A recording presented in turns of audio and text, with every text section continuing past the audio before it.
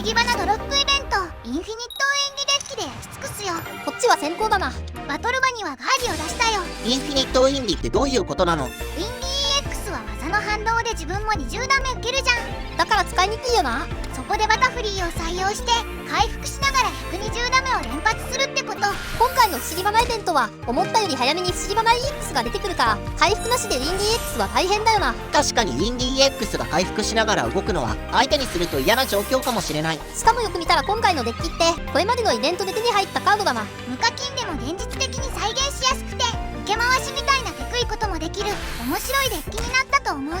キャタピーとネアスでデッキ圧縮しながらウィンディ EX とバタフリーを育てるのは分かったけどエネルギーは間に合うの？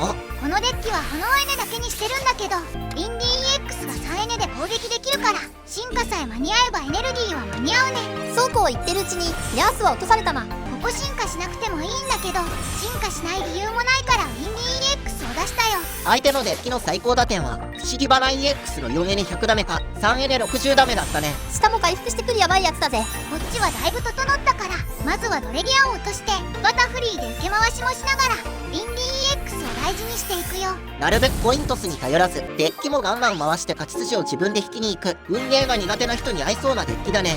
一人でバトルのイベントだから同じことを再現しやすい方が使いやすいからね。ファイヤー EX の運ゲーで腹立ててもあれだしな。そして追加のキャタピー。キャタピーは HP50 だからバトル場に釣りネがいるときは警戒した方がいいね。せっかく友達を探すを打っても進化できずにやられたら元も子もないよな。ドレディアの2エネ50ダメは気が利いてるよね。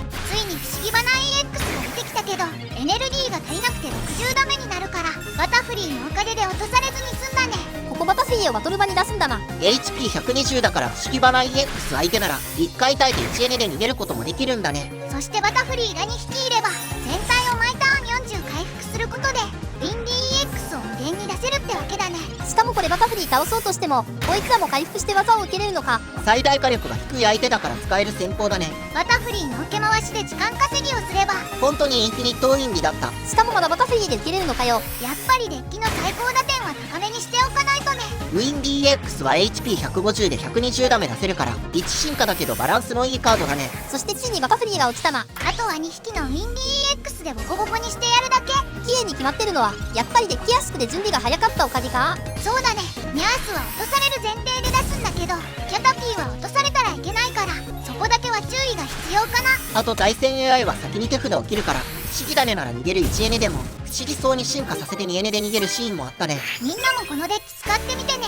高評価とチャンネル登録してくれよな。ポテポテは iOS と Android で好評配信中。